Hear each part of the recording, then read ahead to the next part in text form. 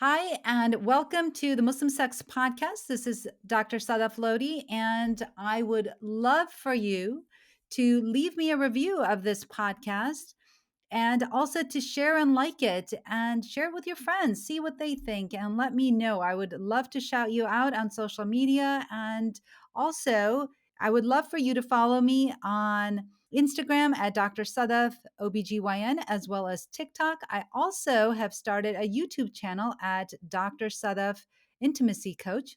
I'd love for you to follow me on all of those channels. And most importantly, I'd love for you to become a patient. I am now accepting telehealth patients for sexual health as well as menopause health in New York and Michigan. So if you are a woman that is looking for a doctor that understands you and can actually take the time to listen to all of your concerns, reach out to me. Reach out at Dr. Sadaf at drsadaf.com.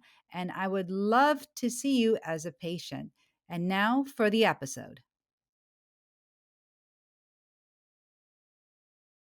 I'm an American board certified OBGYN, a mom, a Muslim, and I'm talking about sex. This is the Muslim Sex Podcast. Welcome to the Muslim Sex Podcast. I'm your host, Dr. Sadaf Lodhi, and this episode is everything you need to know about how depression affects you and your intimacy. Before I get into it, the first thing I want to make very clear is I'm not giving away any type of medical advice. So if you have any issues with depression, please speak with your healthcare provider. And as always, I'm not giving any type of religious advice. So if you are having any religious issues, please speak with your friendly neighborhood religious leader. This is the Muslim Sex Podcast because I just happen to be a Muslim woman that talks about sex. So I am so happy to have on with me today Dr. Vineka Heeramun. Hi, welcome. And Dr. Heeramun, please introduce yourself to our audience.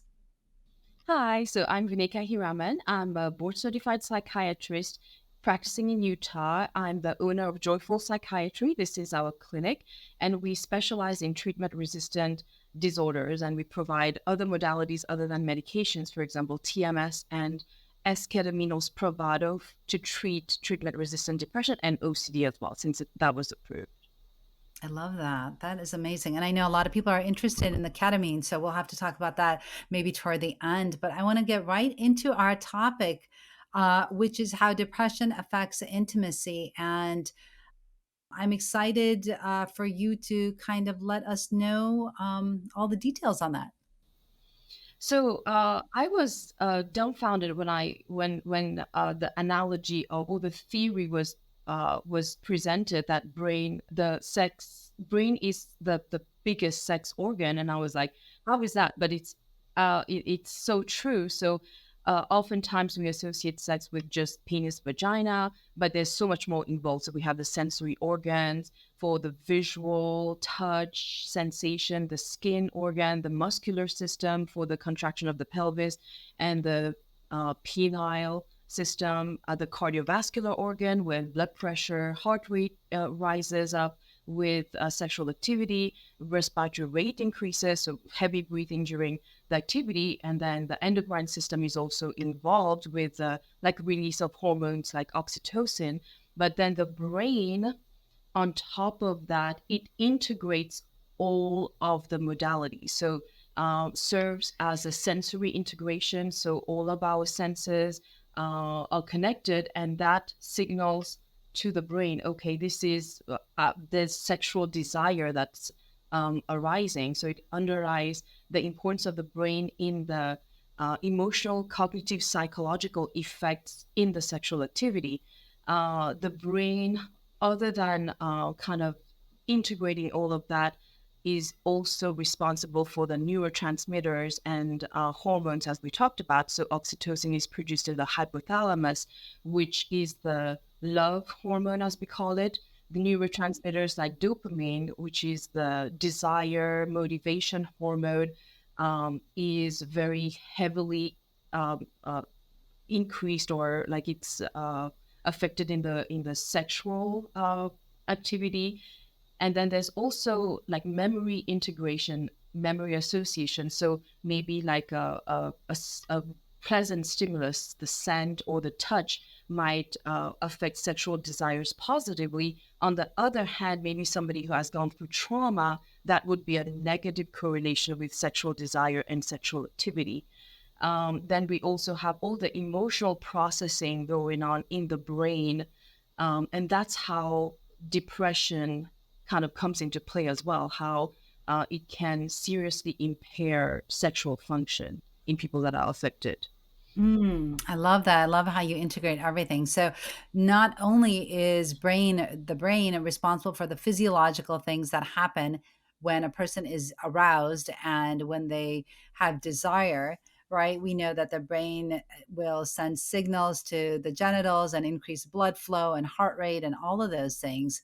But also the psychological component, right? So, you have to be in the right mindset for all of those things, for those physiological things to happen. So, it's kind of like we talk about that where there's actually something called arousal non-concordance, right? Where your body can respond to sexual stimuli, but your brain may not want it. So, for example, as example may be that if somebody is engaging in physical intimacy and they notice that for women, they may notice that they are lubricated, but they are not, they themselves, even though their body is responding, they may not want that interaction. They may not have consented.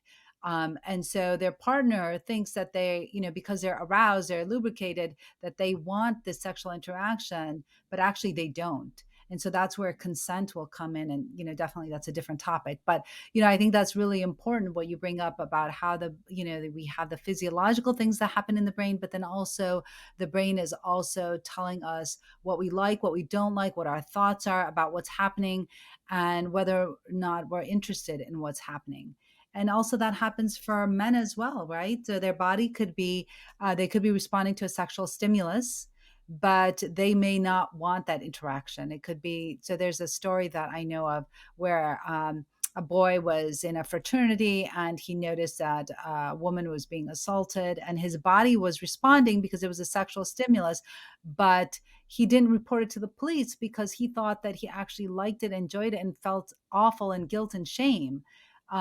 Which he shouldn't have, because he should have he didn't know that just because his body responded doesn't mean that he actually liked it, and that he could have reported that incident, but he didn't because he felt shame that his body had responded.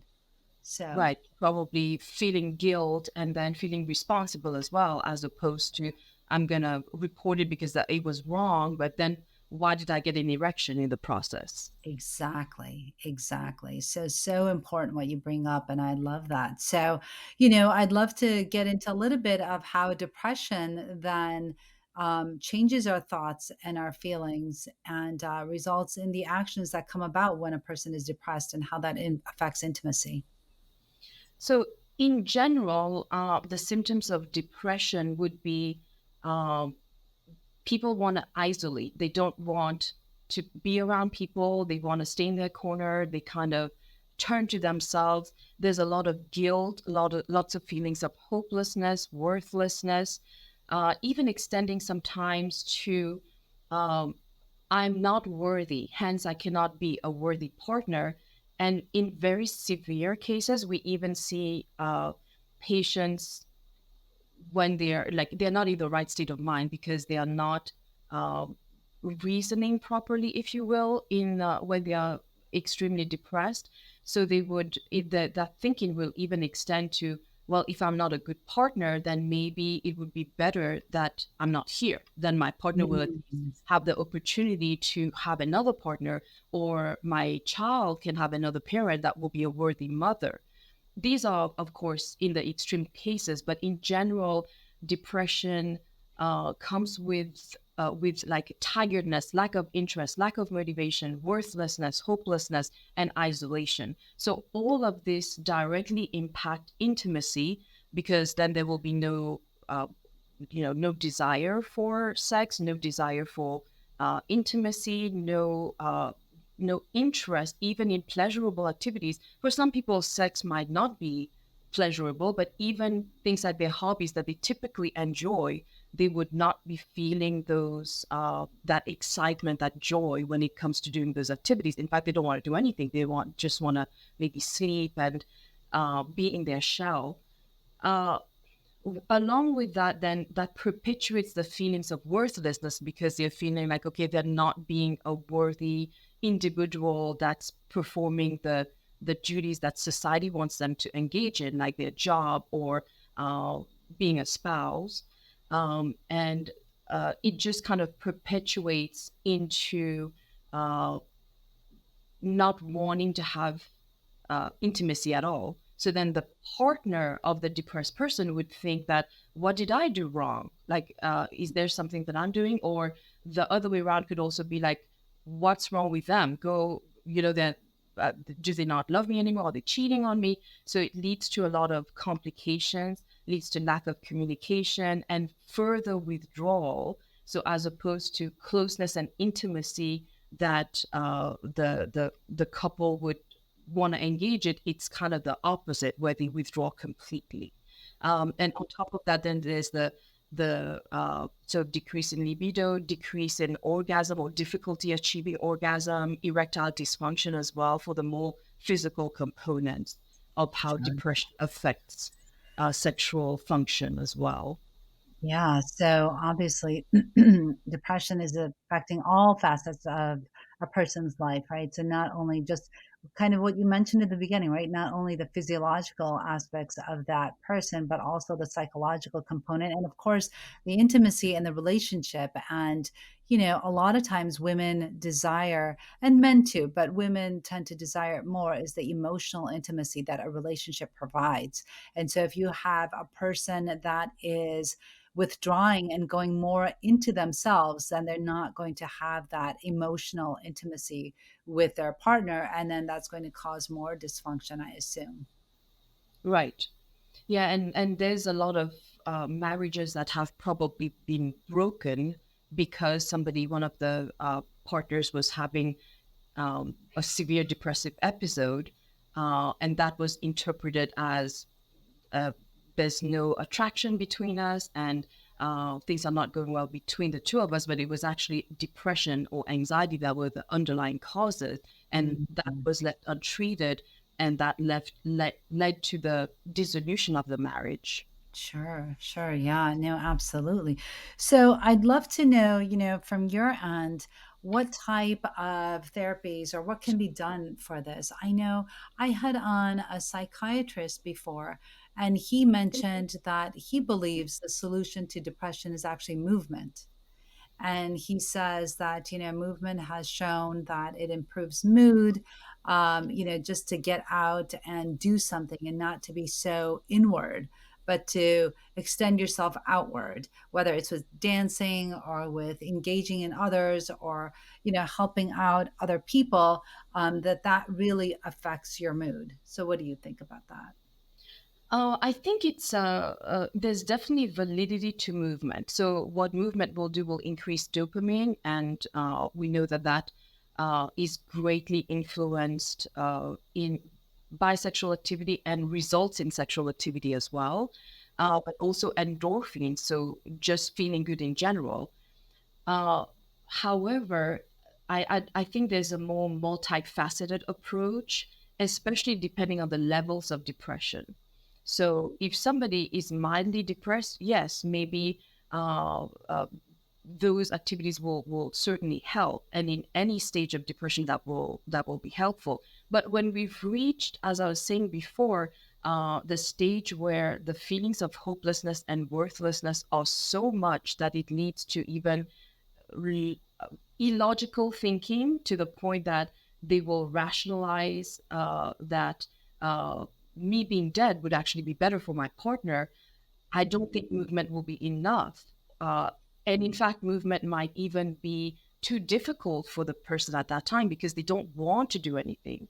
So, in those situations, and in depending on the severity of the depression, there are other things that can be done as well. But in general, I think self care, good nutrition, movement, social connection, this is always healthy because as humans, we are social animals. So connectivity is very important. And one of the things that depression does is actually the opposite of that, where we don't want to connect.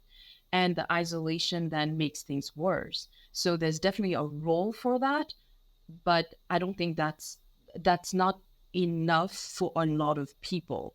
But let's say their depression gets better with other modalities, then that's definitely something we encourage. Like continue to do your walks or your exercises or things that you like to do. Continue to engage. What are the things you like to do, especially creative outlets that can help kind of stabilize people's moods, but also once they get better, how to keep them in that state. Because a lot of times people are in the pit, like we run the treatment resistant clinic. So people are really, really desperate and it's very, very difficult. Some people don't shower for days. Now, for such a person, you can't just tell them, like just go exercise and you'll be okay. We need more things. But once they are out of the pit and they're doing better, then it's as important to encourage activities to keep them at that good mood instead of, if they don't take care of themselves, they might have another episode of depression.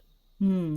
When you mentioned the pit, so I assume that's what when a person is at their lowest, is that what you're referring to?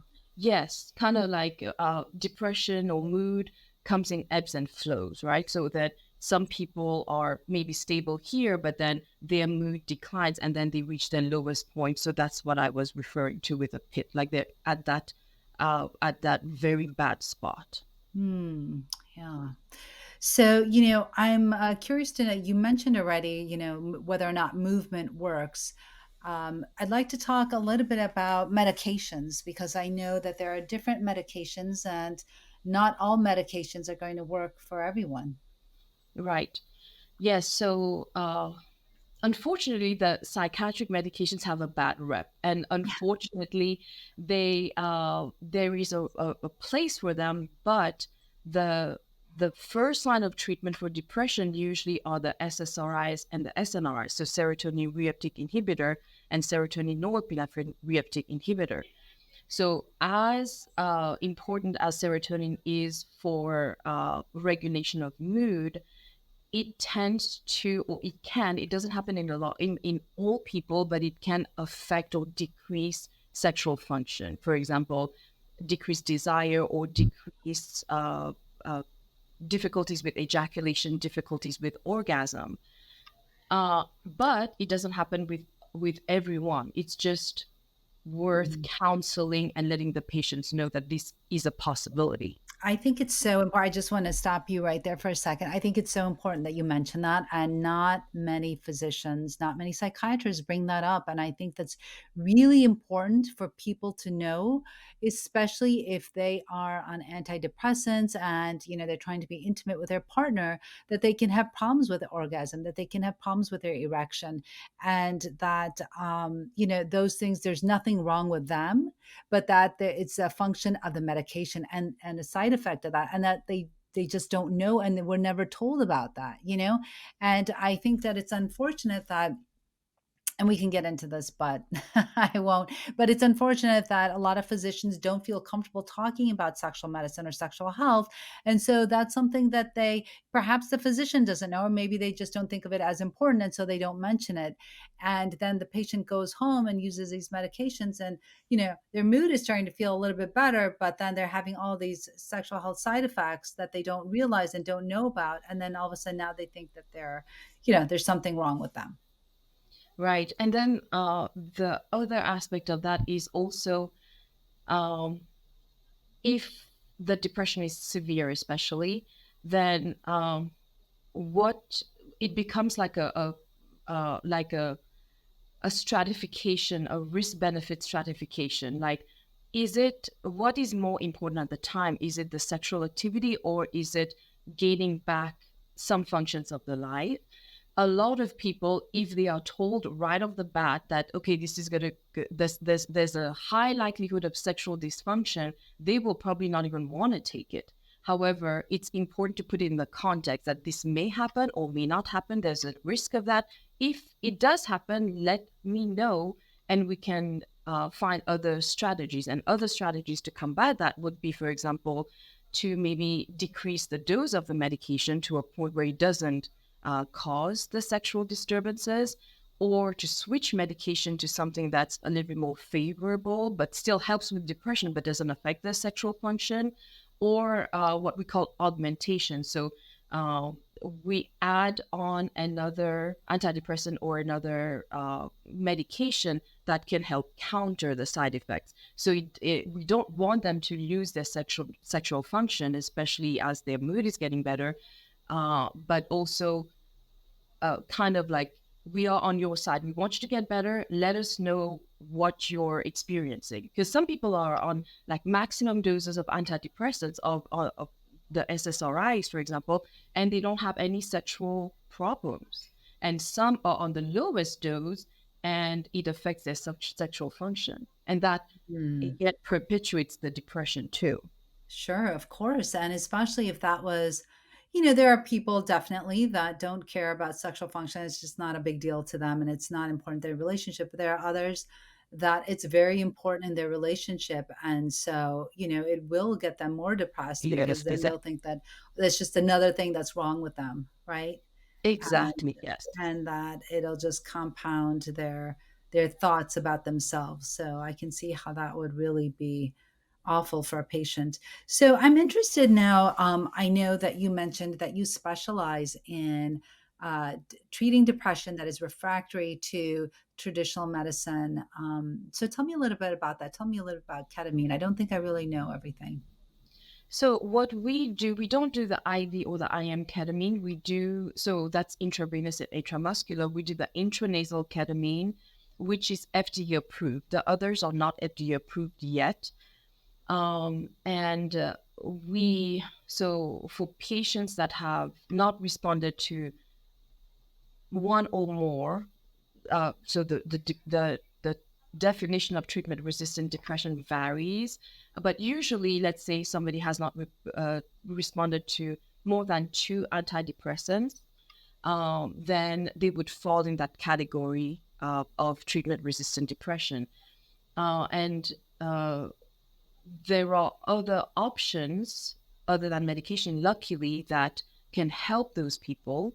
And one of them is TMS, which is transcranial magnetic stimulation, and the other one is ketamine in all the forms, just that intranasal ketamine is the one that is covered by insurance and approved. The others still work and they work really well, but they just haven't been approved yet. And Hmm. right now, ketamine is very hip. Like a lot of people have heard it, want to try it. It's kind of in a way like the miracle medication in the psychiatry world right now. Mm. Um, so first off, TMS is transcranial magnetic stimulation. So just breaking down the terms, transcranial is kind of across the brain, and then magnetic, it uses magnetic pulses, and then stimulation, because in the what they found with depressed people is that certain areas are underactive. So the area that's targeted in transcranial magnetic stimulation is the prefrontal cortex. The magnetic pulses help stimulate the neurons, so they function better. The connections with each other is better. There's neuroplasticity, increased blood flow, um, increased uh, activity in the brain cells usually. And the connection with the antidepressants we were talking about is that will not affect sexual function. So it will not directly cause increase in sexual function, but because it's not like a medication that you take, it also doesn't negatively affect sexual function. So that's an option for a lot of people that struggle with that. Like they've tried different medications and they still have sexual dysfunction. TMS will not cause that. However, even though it doesn't directly cause sexual stimulation, indirectly by improving depression, it helps with down the line with Mm. sexual function as well. Ketamine also helps with neuroplasticity, attaches to another receptor, which is the NDMA receptor. and it's helpful for refractory depression as well for patients that are really struggling with suicidal thoughts. They are acutely suicidal because ketamine works so fast. It gets them out of that crisis state uh, more rapidly than anything else, any medications, because antidepressants take up to weeks to work. Usually, we see effects much faster, but for an optimal trial period, it's 6 to 8 weeks. Ketamine works much faster, so it's literally a lifesaver. Wow. If it works, it doesn't work in all the people. Hmm. How long does ketamine take to work? I mean, is it just instant, or is it, there are like certain sessions that you have to have, like you do like one session every week for 6 weeks? How does that work?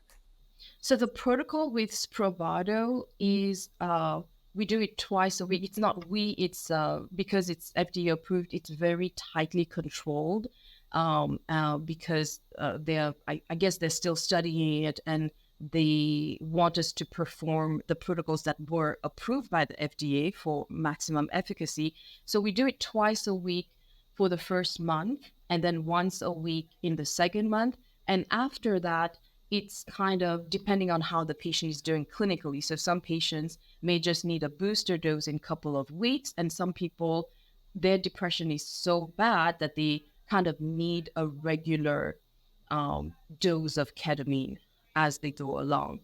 The effects vary by individual. So some people respond after the first session, they will feel much better. And some people, it takes them a couple of sessions before they start feeling like, oh, their depression is lifted. Hmm.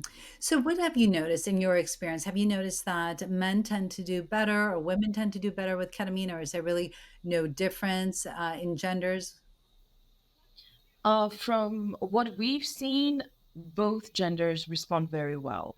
It's more a function of the individual and the extent of their depression. Because some people are, like, as I said, actively suicidal. So they might take a little longer to respond, and then they might need more frequent treatments as well. And some people who have had milder depression may respond faster. Hmm. Okay. And that So that's all great information to know, especially because when it comes to relationships and how that being affected, it's really helpful to know that there is treatment out there, even for patients that are so depressed and refractory to most medications. It's so, I guess, heartening to hear that there is yeah, therapy for those exactly. individuals, right? Actually had a patient that was so depressed, and then Yeah. they started doing Spravato, and her mood was so she became ecstatic, not magic, but ecstatic. And then Uh-huh. at the end, she was like, "I'm gonna stop ketamine now because we're ready to have kids." Like Uh-huh. they have been they've struggled, they gave up on the even the idea of building a family, and she started Sure. feeling so much better, and the sexual drive came back, Of and they were like, "Yep, course. we're ready for a family now." That's fantastic.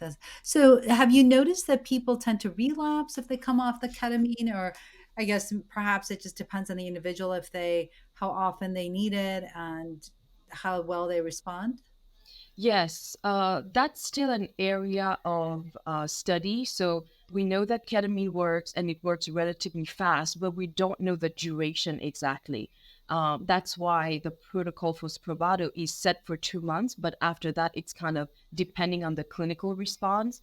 So some people they just need a booster dose every once in a while. We tell them, like, if you notice your symptoms, then come back for treatment. And some people need that regularity with the treatments because their depression goes, if they, let's say they're supposed to come for a treatment after 2 weeks.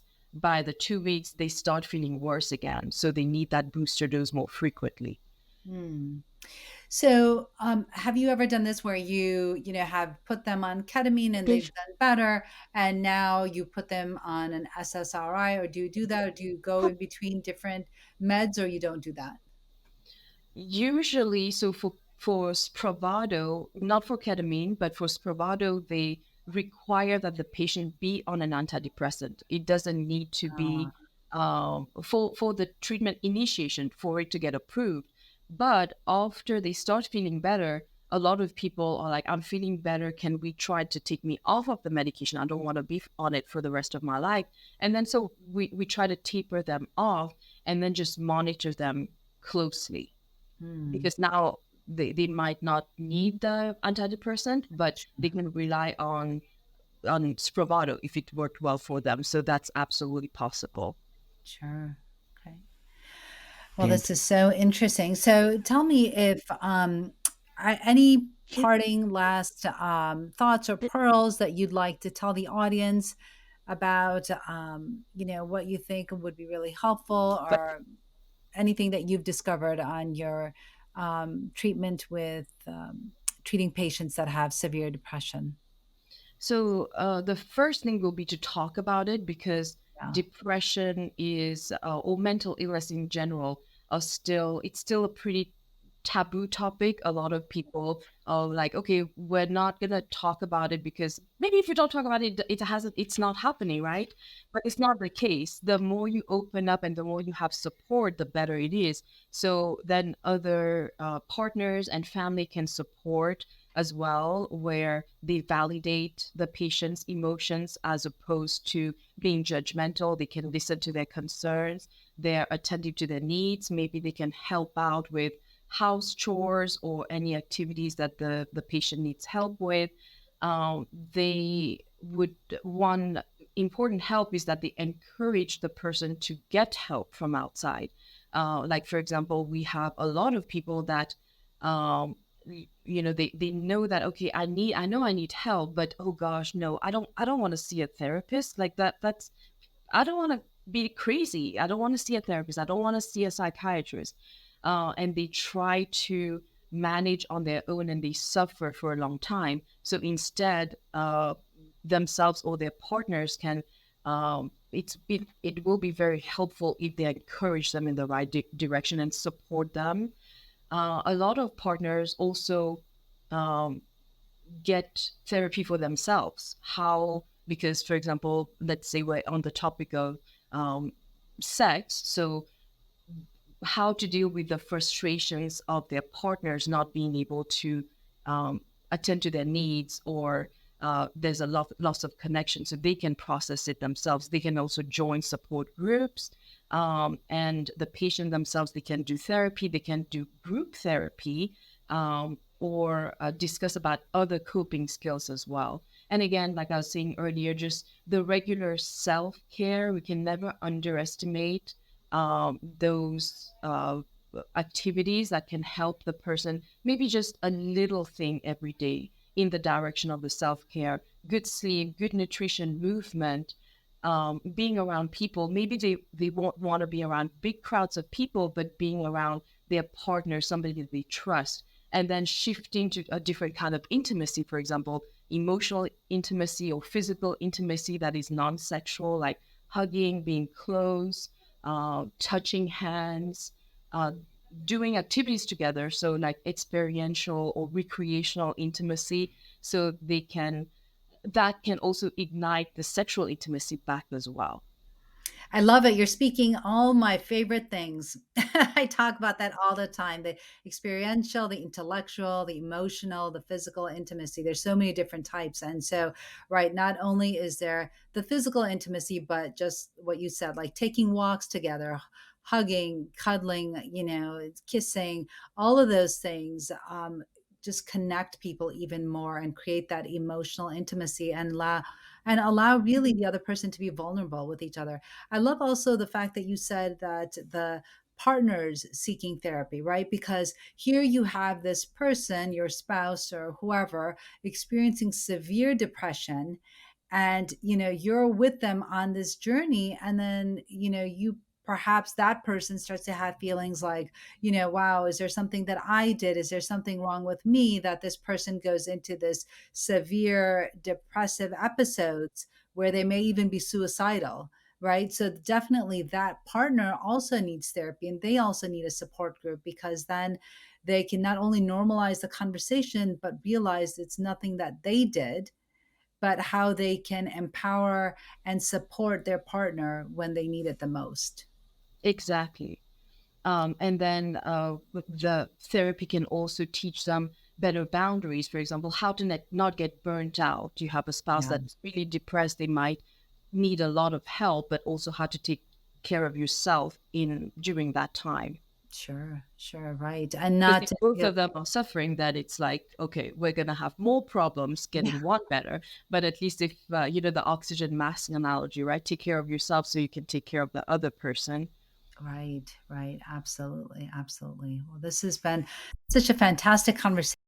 And I think that it's so important to realize how definitely the brain is the biggest sexual organ. And we know that, and to see it and to really respect the functions of the brain and how important it is to our lives and really all of our functions.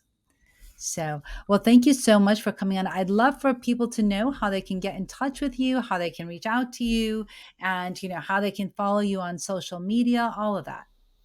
Okay, so there's joy everywhere. So a website is joyfulhorizon.com. We are on TikTok, Instagram, and Facebook at Joyful Horizon.